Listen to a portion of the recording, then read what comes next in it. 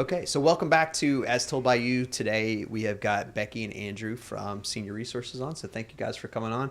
I have known both of y'all for a little while in different ways. It's kind of interesting how small Columbia is sometimes. We had a question about Meals on Wheels. So Senior Resources does Meals on Wheels, right? How do we do dietary things with Meals on Wheels? So like if you showed up at my house with fried chicken, my wife wouldn't be able to eat it because there's too much cholesterol in it. How do y'all decide how that works? Yeah. Or do you decide? Does somebody else decide? Yeah. So that is one of the life's mysteries, right? Like the things we really want to eat are usually not good for us, and so the challenge is how do we do that?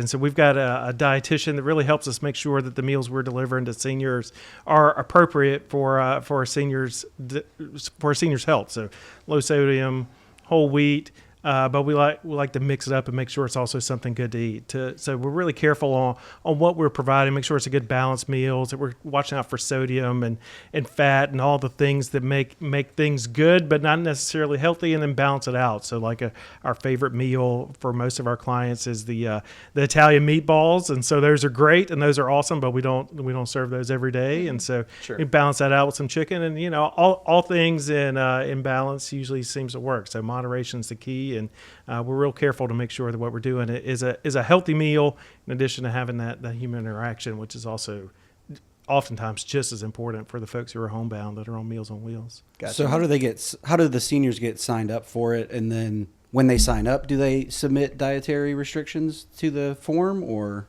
how does that work? Yeah, so we there's a lot of different ways somebody can get referred to Meals on Wheels. It could come from their doctor's office, upon discharge from a hospital. They may be food insecure and reach out to us directly, or a loved one reaches out to us directly on our website or Facebook or one of those ways. The Department on Aging is part of the government structure here in South Carolina that can also send referrals over for seniors that are insecure. So there's a lot of different ways that they come to us. And we have a standard meal for the day, and then we also honor some dietary restrictions. So pork is usually the biggest one. If somebody doesn't eat pork, we make sure we make a note on that. And so when we have pork chops one day, then we make sure they're getting chicken or some alternative on that and making sure. So it's also an opportunity for us to introduce foods that maybe aren't normally in the diet of the seniors, and having that variety and introduce them to new opportunities, something that maybe they didn't consider eating before, but it is something on the menu. So there's a lot of different ways that we can get that in there and make sure they've got something healthy to eat that day. Where does the food come from? So what's really cool Andrew's in the kitchen cooking every day. Yeah, definitely not Andrew's cooking skills. There'd be a lot of macaroni and cheese and pizza coming in the door. Toast. Yeah. So what's really cool about Senior Resources, everything we're doing is staying right here local in the community. So we use donations from the community to be able to serve the seniors that we work with every day. But we partner with a local family-owned caterer that gets to work nice, bright, and early while we're still in bed, and starts cooking the meals for us around 3 o'clock in the morning. Wow. And then they deliver it to us ready to go in the morning. We start packing with volunteers, get it ready to go out, and then volunteers deliver the meals to the door. So it's a really cool opportunity for us to support a local small business that relies on us as one of their biggest customers. And so they can do other things in the community, but also support the good work that the Meals on Wheels program does at Senior Resources. That's awesome. Yeah, that's very cool. I have a core memory of Meals on Wheels. My grandmother did Meals on Wheels when I was a little kid, and we would go pick it up, and we would drive around with these packages of it. And this was the 80s, so it was all fried chicken and mashed potatoes and macaroni and cheese, and we didn't think about dietary things at that point. But her meat and three. Yeah, meat and three. It was like green beans cooked with pork fat and all that. But her car smelled so good, and that core memory is like anytime I smell fried chicken, I remember going around with my grandmother delivering Meals on Wheels, and I don't even know that I knew what she was doing. She just, I just was staying with her and had to go with her to do Meals on Wheels. But I love that. I love that it's been this sort of core service for as long as it has, because because that would have been the early 80s. I mean, it would have been 82, So Meals on Wheels programs, and here in Columbia, it was, in the early 70s is when that came along. Yeah. And we've been serving meals really every day since then. And it was really cool to hear that story. I've got a similar story. I remember my grandmother delivering Meals on Wheels in a small rural town in South Carolina. And even when she got to the point where she probably needed to be on the services, she was still volunteering because that was her outlet in retirement. And she had built relationships with those people knocking on the door. And so even when she wasn't able to drive, she recruited her baby sister to come deliver her meals because those were her people and she wanted to take care of them. And so it's so cool to see that. And every day we have volunteers coming up, and they're living in that same moment that I remember my grandmother living in all those years ago.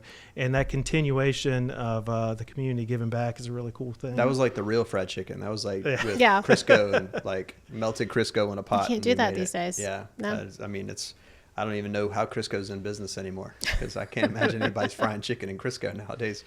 So, Becky, tell me how you got to this. What brought you to Senior Resources, and what's your origin? Gosh, okay, so I'm a Columbia native, born and bred basically here, and decided to make Columbia my home, and haven't really moved too far away, and I've been in the nonprofit circuit for my whole career and have loved it. And that's how I met Andrew along the way. It was our little development nonprofit circle is really tight. And I was looking for a new opportunity to grow, and have loved the work that Senior Resources has done for years and years. At my previous organization, I referred a lot of volunteers and worked closely with Senior Resources. So when I heard there was an opening, I was really excited to narrow in my work and support our older adults. So it was just a great fit. That's awesome. So Senior Resources is I guess a partner agency with United Way? It is, yes. Right? Yes. Yeah, so I love that network too. That's very cool how, when we work with United Way, we get to work with Transitions, and we get to work with Senior Resources and all kinds of different organizations based on that. So you've been there a couple of years now, right? Just celebrated year two. It just feels like forever, doesn't it, Andrew? It's been lovely. My goodness. Clenched teeth. It's great. I feel like great. that is a funny little thing. So Andrew, I knew your sister from United Cerebral Palsy for many years ago, which is kind of cool that's how this whole thing works. I guess there's probably not too many boozers around. Yeah, so you can always tell the native South Carolinians from people who have moved here when I introduce myself as Boozer, and somebody who's from the Columbia area doesn't even blink an eye because that's normal. And somebody who's moved in from another part of the country looks at me funny and says, "What was that last? Can you spell that?" Are you a boozer? Yeah. My family's got Here's long roots. another joke that you've never heard before. Literally, as you were saying it, I was like, booze. In my mind, I was going, booze. Yeah, he's not from here, folks. So is the Boozer family the Boozer Shopping Center family? Distant relatives. What? So, and it used to be Boozer Lumber in town. Yeah, was Boozer another Lumber. big Yeah, that's business before I-77 came through and dislocated that situation. But yeah, all distant relatives. We all are way back in colonial era South Carolina. So how about that? We're one of those. Well, some deep roots. So I know your sister is at Newberry College? Newberry College, yeah. So what do you think brought y'all both to sort of service like this, helping people? And I think it's helping people's always been strong in my family and lots of families in this community, and I think we both. I'm speaking for her at this point, but we feel really strongly about doing what we can to help those get to places that we've been fortunate enough in our life to do, and recognize that we've been given opportunities that we need to give back to those that have not had those same opportunities. And she's worked in the nonprofit field and now in higher education. I've worked in higher education, now the nonprofit field. But it's the same thing. It's like bringing those opportunities to folks that aren't there. And the awesome thing about being in the Midlands is we're such a close-knit community, even with the growth that we're experiencing right now, that maybe aren't those generations old connections. it's still a close-knit community. You're still going to run into people on Soda City on Saturday morning that you haven't seen in a few years and reconnect. And it's like having an old friend right away. And so that's the beauty about living in the Columbia area, in the Midlands, whether you're in one of the small towns in the suburbs now of the big city of Columbia, or you're right here in Columbia. You're just one or two degrees removed from pretty much anybody else you meet. And that's a really cool feeling. And it's the same thing with the people we serve at Senior Resources. Like there's almost always a close connection to figure out, this person goes to church with my neighbor, this person, we're not serving a faceless, nameless person. It's a real individual that we're able to help every day. And this was really cool. Well, and along those lines, Becky, what do you like about what Senior Resources does? What do you feel like you accomplish in the community? I mean, sometimes when we have a tough day, I get home and I'm, talking to my husband about it, or my mom, who delivers Meals on Wheels every Thursday and Friday to her people. And it's like, it was a tough day, but at the end of the day, everybody got fed. We can have some snafus, or we might have like a volunteer call out, a staff member call out, and it just it puts us on edge. We're like, how are we going to feed these clients? How are we going to get these seniors these meals? Or, just something internal that we're just not sure what to do about. But at the end of the day, you've done good work because somebody got a warm meal that they wouldn't have gotten otherwise. So at the core of it, I love that. I love how simple our work is, that we're just out here feeding seniors.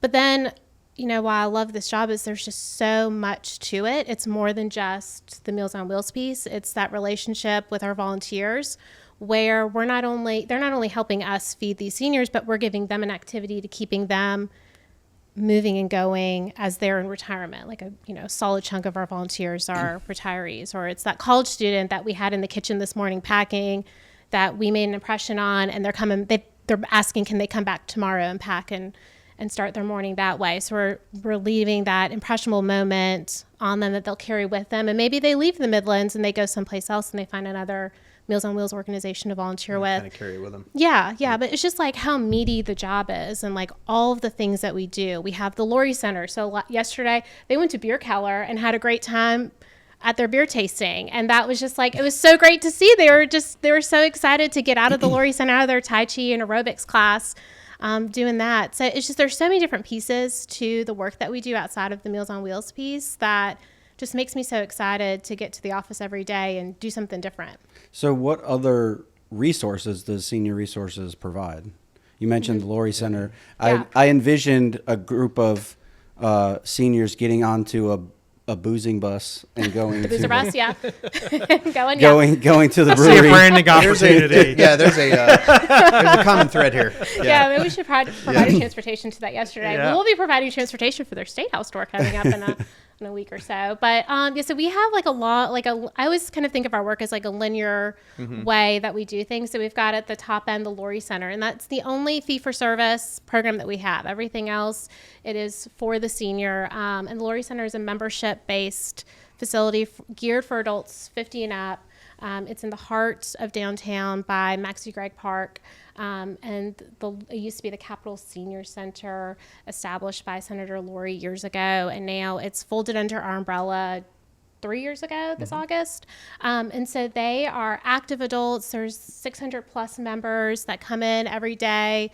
The bulk are retirees, and this is like how they keep their schedule going. So they take their 9 a.m. Pilates class, they go to their 10 a.m. Tai Chi, they break for lunch and then come back for something else in the afternoon. But they are an active bunch, and our goal is keeping adults active, community, moving and grooving. And then our other programming that's more for need-based adults, we have our Congregate program where we have 4 neighborhood wellness centers throughout Richland County where we provide the transportation for these adults that are able to get out and about of the house, but they have that barrier around transportation. They are at risk of malnutrition, and they also are lacking that community that we all need to have in our lives. So we bring them to one of these centers. We have activities for them. We have special guests come in. So if y'all want to come in and talk about, technology, they'd love that. What a podcast is, they'd love that. And then they get that Meals on Wheels meal together. A step down from that is we have a lunch bunch that gets together at Lizard's Thicket. They meet in cohorts once a week. They get a dietitianary approved meal, so they do get the fried chicken. You can eat healthy at Lizard's Thicket. Yes, so the Williams family is great on that. Another opportunity where we're working with local family-owned business and working together on that. That's breaking news. Yes. Yeah, I think we have. I think we have broken a story here. Yes. I did say meat and The three. thicket. Yeah. Yes. Well, but It's like, so good. can you get a salad? Is that what you? Yeah. Grilled salad? I don't know if that's chosen. There's chicken and fish as a protein option, so you get to choose there. And then there's like 6 of the sides that are chosen on it, including the fried okra passed inspection. I don't really know how. We don't I don't ask a lot of question. questions. Dietitian said, yeah, that's approved, and I said, but who am I to argue And we with the fill dietitian? that room. They meet off Gardener's Ferry and in Blythewood, and I mean it is packed. People I guess love you're gonna that. fry something. Might as well be okra. That's you it. know? It's So, so good. if you're gonna have fried something, That's you know, it. have Delicious. fried okra. It's delicious. Well, that's So we have all these programs that lead up, Yeah. and then at the end of it, the culmination is the Meals on Wheels, and Yeah. that is for those homebound older adults, primarily living alone, who they need that meal, they need that warm smile that our volunteer staff member brings them. Well, and I know the times that I have been, because we've done video around Meals on Wheels several times for different projects, and there's always a group. It's always either a church group or it's some type of social group or a company or sorority, fraternity. Is that you find that that's who volunteers is like groups like that, or is there a lot of individuals? It's a total mix. Yeah. It's a mixed bag. So this morning we had, I think it was a group of university students today, in the kitchen packing up the meals. And now we have just a whole bunch of individuals. We rely on 50 volunteers Monday through Friday each day to come into one of our 3 pickup locations to pick up the meals and deliver them out to the clients. And so some days we'll have a takeover by a company and they take over half the routes, and we love those days. But most of the time it's just individuals. We have some sororities who adopt routes. We have some companies that adopt routes, some Rotary groups, things like that, churches. But it is individuals who have, an hour of their day and they want to give back to seniors in their area. It's our volunteers really are the magic that make it happen, and there's no typical Meals on Wheels volunteer. Yeah. Like we've got a C-suite executive from one of the large companies here in Columbia. Yeah. He's there almost every Friday. Yeah. That is his end of the week routine, is he's going to deliver meals every Friday. And it's exciting to see him come through. We'll have college students that are putting in service hours, whether it's for their sorority or fraternity, or whether they had too much fun at 5 Points at St. Patty's Day, and they got some court-ordered hours. But and it's everything in between. We've got 2 guys that are volunteers, and they're retired, and they deliver together, and like that's their man hour of the day. They don't go out to get coffee. They don't go out to get beers. They don't grab lunch. They do do 2 Meals routes. on Wheels. Yeah. 2 routes and so every they hop in the Tuesday, truck and they get together, and they don't play golf. They don't do these things. They volunteer, and that's They do when play they golf, all just right, not on their well, Meals on Wheels days. in the afternoons. One of the people I remember working with Meals on Wheels was Paul Fant. The year he won Humanitarian of the Year, he was head of gas operations for Scana and then Dominion. Like he was a big deal. Absolutely. And he did Meals on Wheels. And Paul was just like that, like a lot of those guys are. A lot of those big CEOs and vice presidents and executives are like that. And we work really hard for our Meals on Wheels drivers. It's an hour of your time. Yeah. And so you can squeeze that in on a lunch break. Maybe the kids are at school. You can get it done while the kids are at school. Yeah. You can get it done right before you meet up friends for lunch. Like there's all kinds of different ways and opportunities to get engaged. And so we honor our volunteers' time, because they're giving of the most precious resource we all have, which is time. And we work really hard to make that time efficient and get the job done and go on about your day. And that's what we see volunteers come back over and over and say, I'm only going to do this, once or twice, but I'm happy to help. And then they do it and they love it. Yeah. You get to the end of the route, you never feel bad at the end of delivering Meals on Wheels. It will always brighten your day. And I was thinking, as Becky was talking about this, nobody's going to be against this. Like, nobody's going to say, no, you shouldn't be feeding these people. Yeah. Right? No. It's not when it's you such see a cool... how relieved some of these folks are, too, to get their meal. Yeah. just knowing that it's lunchtime, somebody's out there looking out for them. Yeah. It's just so great. We did a route yesterday because sometimes, we like to audit and kind of make sure that they are under an hour. Secret or it's shop. just like if you're having a bad day, the best thing to do is to go run a route. And so we took our intern. This was her first route, so she could like really see it, so she can help tell our story about what we do. And it was great. It took us 40 minutes. Everyone was so delightful. They're so happy. And the smiles that she got, like she just kept walking back to the car, like thumbsing up at us and just a big smile. It made her whole day. Well, I would say that Brian and I have talked about this, and we both would love to be able to do Yeah, it. I've When are already y'all filled out running the around? volunteer application. We've got Fantastic. openings tomorrow if you want to come by. Yeah. We do, yeah. We know people, so we we can can get you in. We can We get you- skirt. Thanksgiving is kind kind of like packing us full for Thanksgiving. And I think there are a few routes because we do serve on Thanksgiving Day. Yeah. And when the kids are home from school and you need something for them to do, like we take kids, they can come pack in the kitchen with you. They can run routes with you. It's a great way to get that exposure. My 3-year-old, like when Andrew was talking about his grandmother, my 3-year-old hops in the car a lot with my mom when she does her routes, when she's babysitting for us. So Emily has seen the Meals on Wheels. Getting that core memory. life. Yeah. You want to see a senior's eyes light up. Let Yeah. a kid they deliver the meal. love Oh, that. yeah. Yeah. Oh, that's awesome. On a day off from school or summer or preschool or whatever, let that kid deliver the meal. And not only is the kid getting this core memory, but you're also really making a senior's day because the people we serve are isolated. They often don't leave home. They're not seeing another adult Yeah. Yeah, sure. most days. The only person they see is the person who's delivering the meal. So it's super important. As important as the nutrition is that we were talking about earlier, it's really that wellness check too, to make sure that they were able to get How you up doing? and to the door Yeah. for the day, and that they have everything they need. And if something's off, referring back to our social worker so we can do some follow up on that and make sure that they're getting the help they need to be healthy. Live in their own home is super important. So what is the process if you're delivering a meal and you walk up there and you knock on the door and no one answers? Yeah. So the best way is using our app that we've got that gives you turn-by-turn direction on your Apple CarPlay on your phone, and make a note to us. It comes back to the office, and we know in real time check on that them, they yeah. weren't Yeah. there. And so we'll have notes. We know the next of kin. We can send an alert, say, hey, just let you know, your mom didn't come to the door today. Is everything okay? And sometimes somebody will go check on them.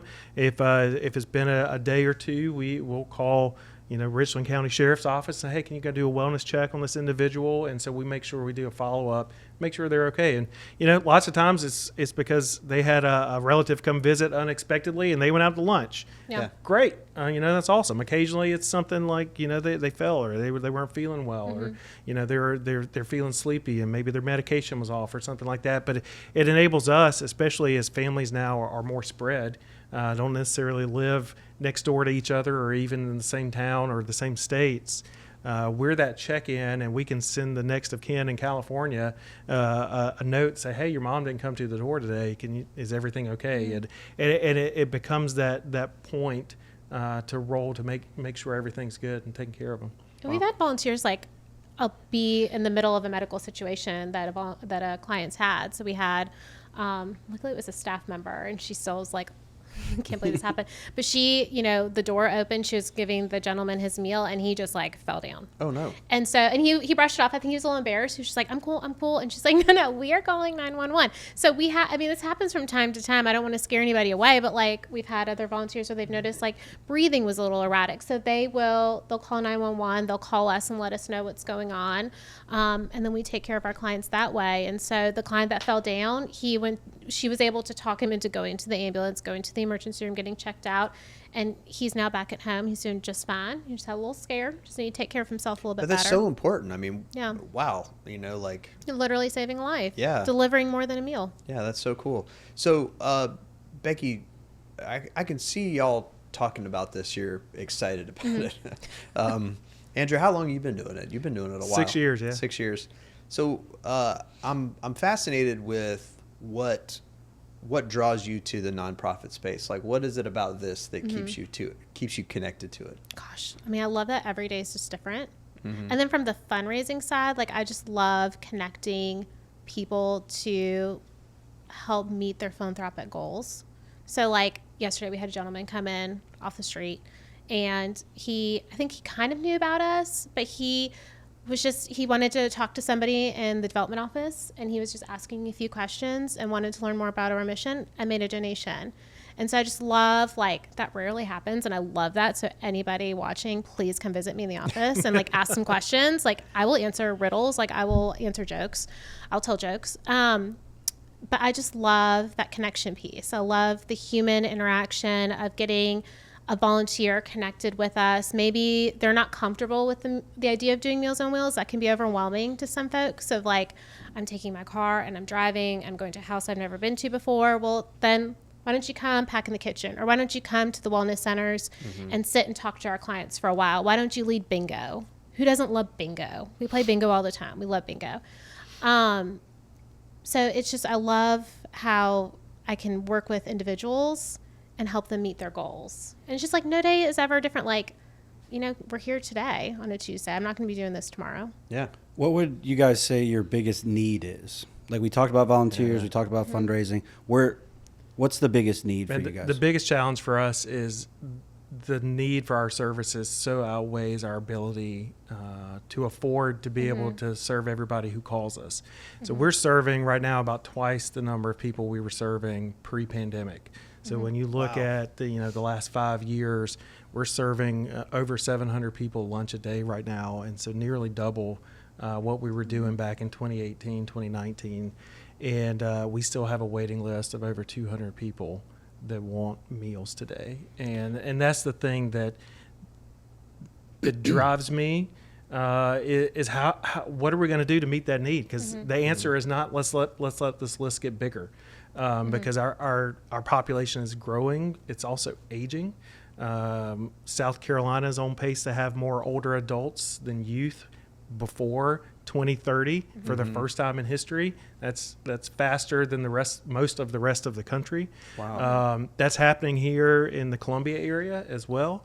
And so what are we going to do with that? One, we got to keep seniors healthy for longer so they don't need intensive services. And that's why you've seen us shift to trying to do more preventative things like Lori Center programming that can keep seniors healthy and active. But the other piece of that is more and more people are going to need services like Meals on Wheels.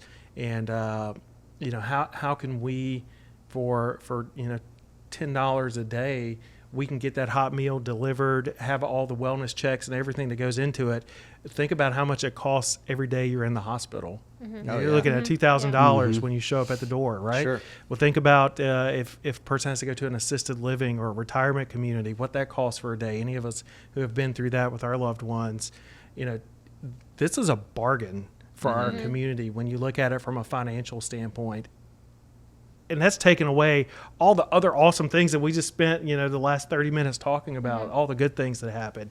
Like it is financially a bargain. And so that's what we've got to solve that riddle. And I advocate, whether it's at the State House or with the delegations in Washington, D.C., working with partners around the state, around the country, like how do we solve this riddle? How do we make this achievable? And communicate it in a way that this is a crisis we can solve. We can solve it in our community. We can solve it as a country if we decide to, but we can definitely do it here. But it takes resolve, and it takes the day to day. Like we got to keep after it. We've got to have more dollars to buy the more expensive food that we're all experiencing. Our food costs have gone up over 50% in the last 3 years. So we need more funding just to keep serving what we're doing now, and we're doing that. But we've just got to keep going, and it's a whole community effort, and it takes more volunteers to deliver more meals. And so it's just building that brick by brick to meet that community need. Yeah. Wow. Well, what are y'all doing right now to encourage fundraising? What is it? What are you doing to connect with that? Yeah, so we're heading into the end of year charitable donation season, and just like we had the gentleman yesterday that stopped by and made a donation, folks are trying to find that place where they can make a real difference. And food insecurity and hunger has been on the front page of every newspaper and the opening line of every newscast for the last 2 weeks. Yeah, and we're right in the middle of that and who we're serving. And so if folks are looking for a way to give back financially, now's a great time to do it, because now's the time when we can It's a need. we can take those donations, immediately turn that into serving more people, and do that for the long term. And so it's a great opportunity to do that heading into New Year. We do lots of fun things all throughout the year. So like Biscuits and Bluegrass is our fundraiser we do every October. We have a good time. Down at the Hunter Gatherer Brewery down at the airport, Owensfield, down there, and have a good time. We did a 5K in the spring. Good opportunity to get the family involved. Yep. Get your Couch to 5K plans. If you start Couch to 5K on New Year's Day, you could run our 5K in March, and it fits in perfect. So there's an aspirational goal for all of us to get off the couch on January 1 and stick with it for a good cause in March. Nice. But a lot of ways to get engaged throughout the year. But this is really the time where we're as a people, as a country, what are we thankful for? What gifts have we been blessed with throughout the year, and how can we take that and turn it to help others? And I can think of no greater way to do it than through our Meals on Wheels program. Yeah, that's amazing. Well, and I was thinking about how many philanthropists have been made by having that core experience of helping people when they were younger. And we don't have a major philanthropist that funds everything. There are some organizations in this country and in our community maybe that have the one big charitable donation that really funds the operations. That's not how we work. That's not who our donors are. Those that are giving what they can, but it takes the army of people doing that to make the difference, and that's what our experience is. I mean, certainly we'd love to have the big $7-figure donation. I'd be happy to meet anybody for lunch on Tuesday if they want to bring that in. But that's just historically, we're a grassroots, help your neighbor organization, and that's what's reflected in Becky's work and our work. Is it takes all of us working together, and every little bit helps. And whether it's a $20 donation that comes recurring every month, or whether it's end of year trying to make sure you beat the tax man and get your maximum benefit for what you've been able to earn for the year, it's a good opportunity to get involved. Well, I think it's fun. Like, we met with the two women who were part of the OG crew that really started what Senior Resources is today. So we met with them, was it about this time last year, perhaps? And they, at the time, one has passed, and the other one, they lived at two different assisted living homes. So I drove one up the road to the Lemon Home. So they got to be reunited, and we learned about the origins of our organization. And it was really a group of primarily women, because we get things done, who saw a need of adults in their community were hungry, and they took over a church kitchen. They started cooking, and they started hand drawing their routes and delivering them. And it's still that same spirit is what we see from the volunteers that come in our kitchen every day to pick up their meals, to the donors who are so proud of the donation that they made, to the kids who are hosting food drives or pet supply drives, because we feed the pets of our Meals on Wheels clients, because that's just as important to keep them fed. So that way, think your dog woke you up this morning because they needed to go out, and that got you out of bed. We want that same for our senior. We want them moving and out and about. But it's the pride of that child with the pet food that they collected during summer camp or at school that they bring to us. We still see that spirit and that joy of giving in so many different ways that we did in the 1967 when the organization first started. Yeah, that's crazy. They're talking about hand drawing the routes. I cannot imagine figuring out a route to deliver food without GPS or They left the day computers were introduced to the organization. They're like, we're retiring. We're officially out. We're done. You MapQuested it and took it with you or something. But can you imagine pulling out the map and going, this is where I got to go on the map? Yeah. And then, stopping at a stop sign. They knew where things are. I barely know how to get from my house to my office half the time. But they knew the streets. They knew the folks. Yeah. But now we have the app. I delivered pizza in the early 90s. Yeah. And how did that go? It was fine. It was good.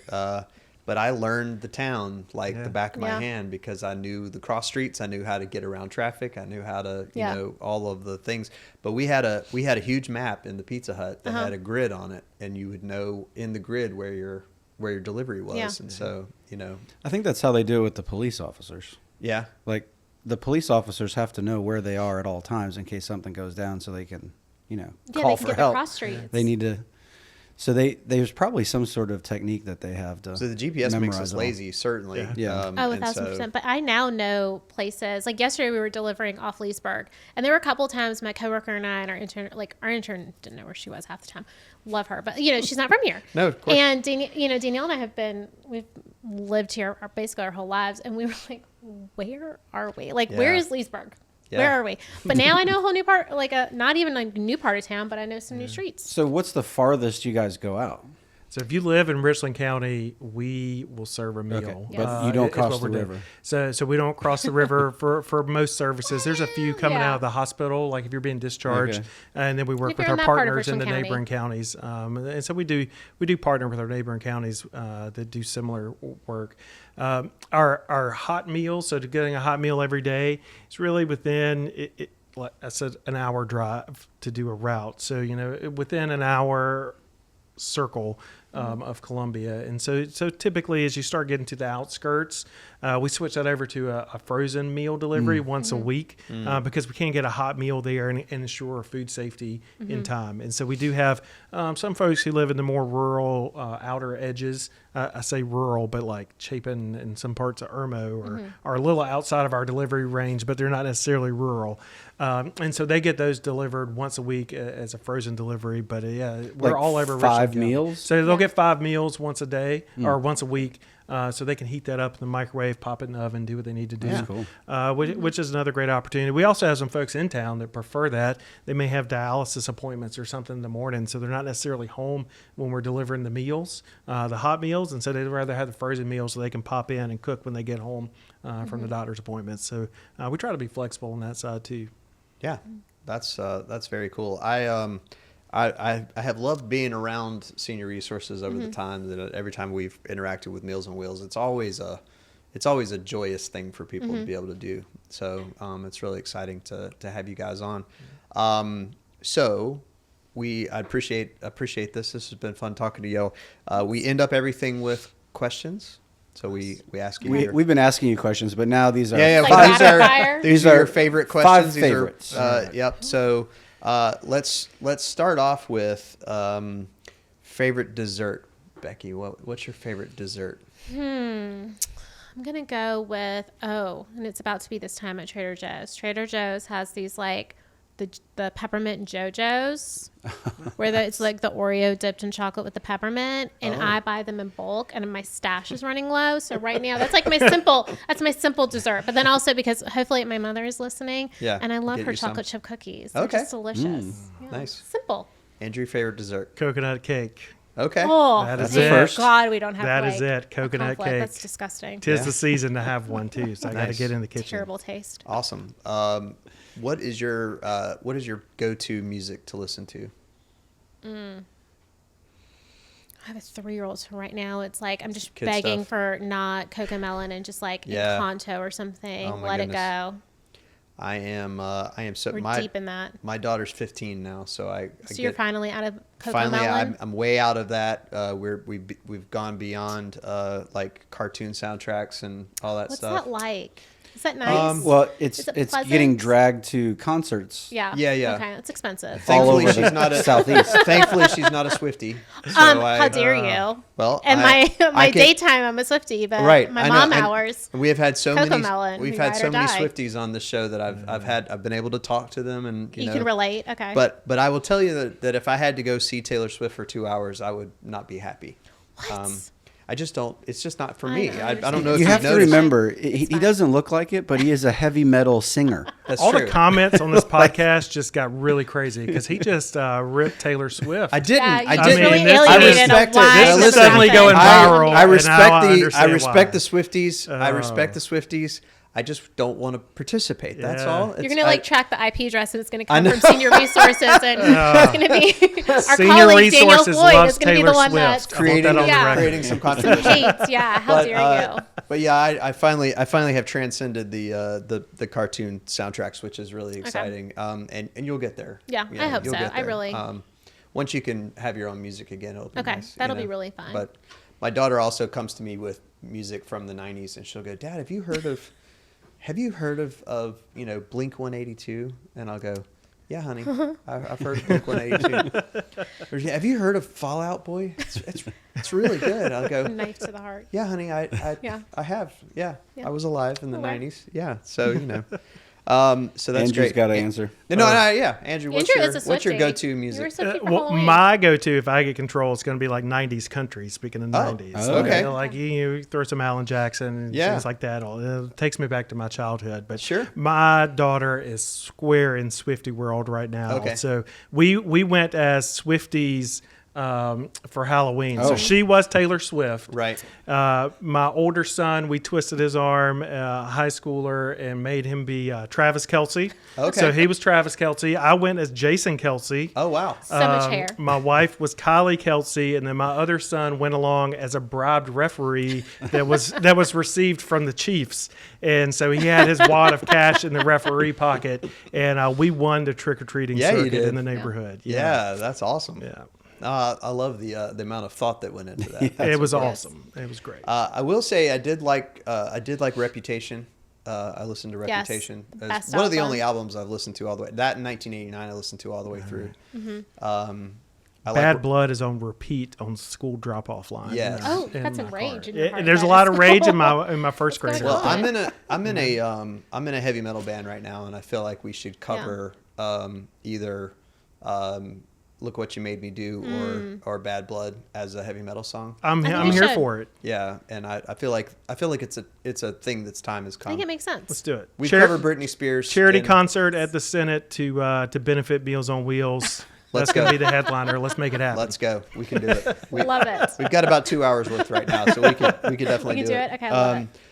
That's so awesome. And listen, I just to clear it up, I have respect for Swifties. I understand that you love what you love. I don't like it. It's not for me. She didn't write okay, it for that's me. If I fine. liked it, I would be pandering to my children, and I don't want to come off to that. So, that's awesome.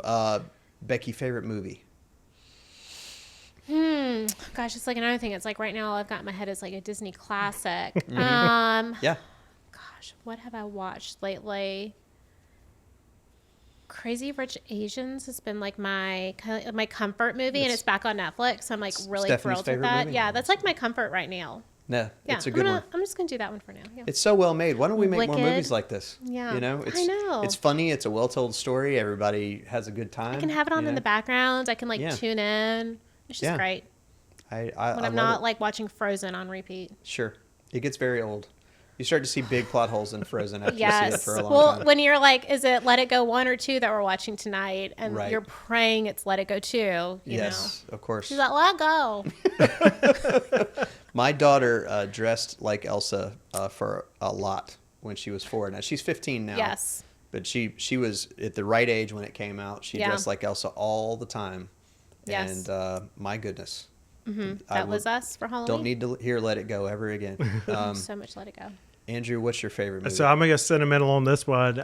It's a Wonderful Life. We're going into season where that's there. Oh, yeah. But that was my grandfather's favorite movie. I remember that when he died. I remembered I got the VHS. That was the one thing I wanted at the house. And so I still remember that one. And when it comes on in the holidays, I'm always like, everybody's got to stop and watch this now. And my kids probably think I'm crazy. But one day, hopefully they'll enjoy it too. I guess it kind of goes back to family traditions Yeah. and things that Yeah, come core along on that memories, one. right? But, Yeah. but that one always sticks out. That's Well, awesome. and I just saw It's a Wonderful Life for the first time last year. Oh. I had never seen it; just never was a thing in my house, Yeah. and Yeah. we just never watched it. And I realized that I am a big fan of Christmas movies. Yeah. I'm not a huge fan of Christmas music, Yeah. but I love Die Hard. I love Home Alone. I love Yeah. the whole Home Alone Are you a aesthetic. Hallmark guy? Are But you that's what I was watching about to Hallmark ask. Channel? What about the Hallmark Christmas So- movies? Biltmore 'Cause Hallmark that's- movie? Brian That's- hates that when I might be get my off on this, favorite. but I am a huge fan of the Netflix Christmas movies. Okay. Netflix Alright. has its own Okay. series of Yeah, yeah, Christmas yeah. movies. I love the Hallmark Christmas movies too. Okay. And my favorite thing that Hallmark does is they'll take YouTube stars or reality show stars and Yeah. then put them in a Hallmark movie where there's a story where they have to Yeah. act, and it is my favorite thing that Okay. happens Alright. because they somehow route it back to their origins as reality show stars or Alright. YouTube stars, and Yeah. It's just the greatest cheeseball thing that's ever happened. All right. So comforting. Random Christmas movie, Christmas at Xander Point with an X, Xander. Okay. Filmed in Newberry, South Carolina. Nice. Historic downtown Newberry. So I think it came out last year. Right. So who knows what channels that's on now. But, if you need to get some local Midlands Christmas feel, Xander Point. Every year Netflix puts out a new Christmas movie. And generally there is a Netflix Christmas movie universe where all of the Christmas movies are connected in some way. And so Genius. there are fake countries. So, the most famous series is the royal one, right? Yeah, well, right. So Christmas Prince series is set in a foreign country. There's also one called The Princess Switch that's also set in a foreign country, and the two foreign countries exist in the same world, and they interact in the second and third movies. I feel like there's a whole Marvel. It is. Wow. It is. That's like Shondaland. It's amazing. Yes, right. All the you were actors, just talking about Scandal. You're going to see some overlap. Exactly, and we watch Grey's Anatomy too. Yes. So like we're seeing a lot of the same actors. So that's awesome. All right, Brian, take the last two. Favorite books? Oh, favorite book. Book, yeah, fiction or nonfiction. I haven't read in a while. Ooh.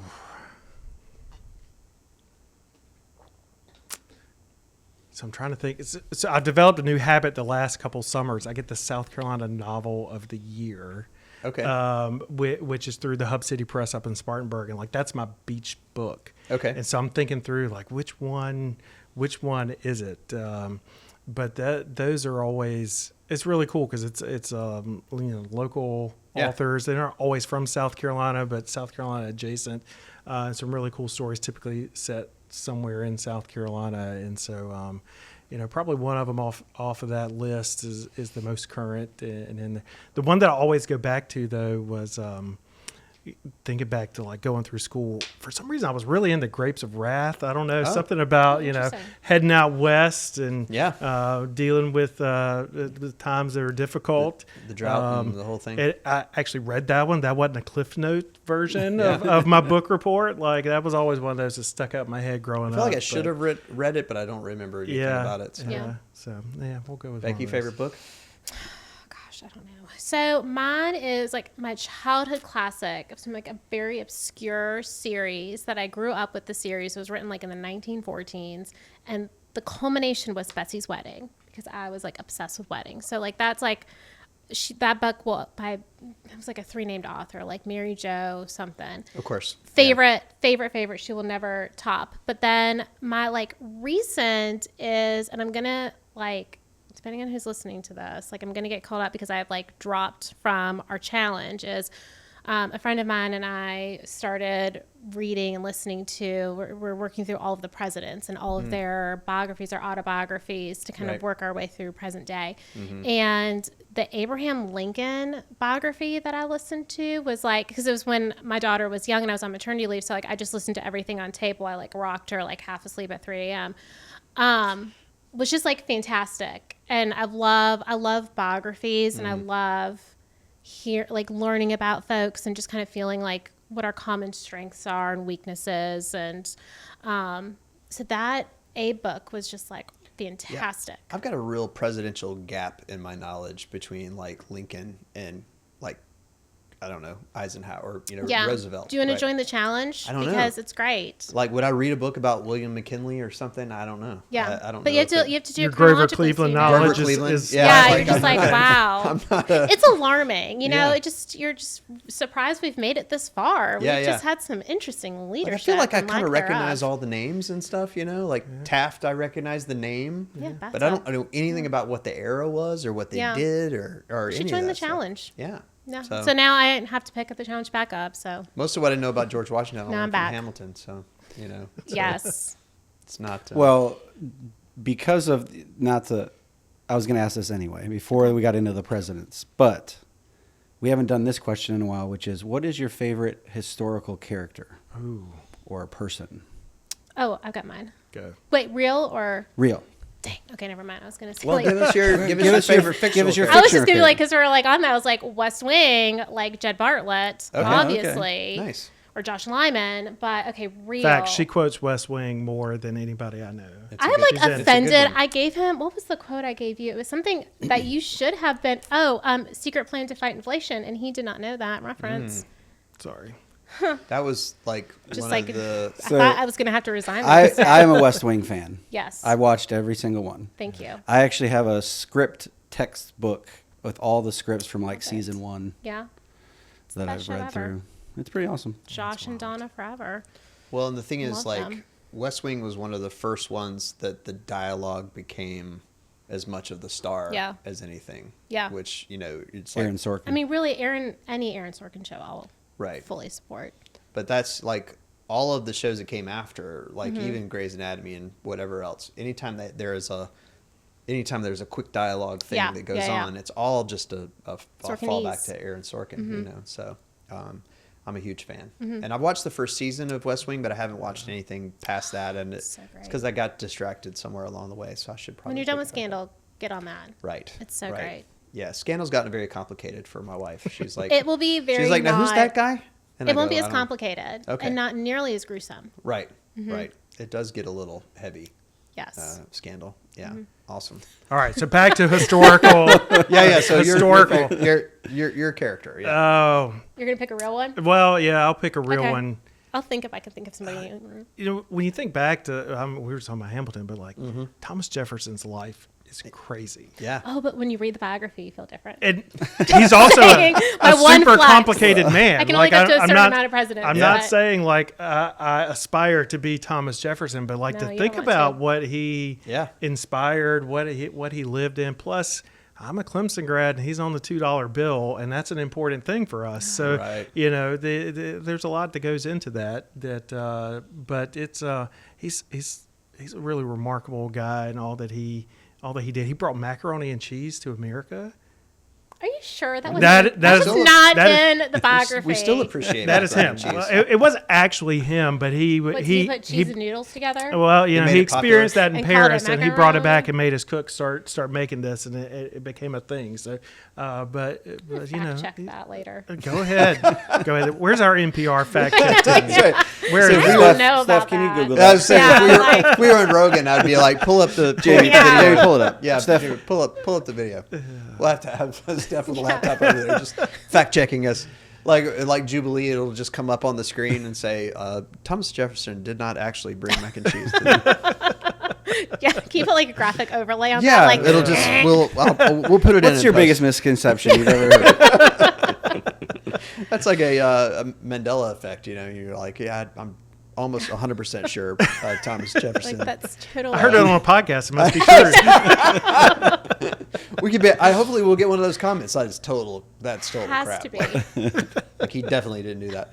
Well, listen, y'all, this was really fun. I appreciate it, and thank you for coming on, and best of luck to y'all. Thanks. Yeah. Come deliver with us soon. Absolutely. Yeah, we See will. ya. Come do it.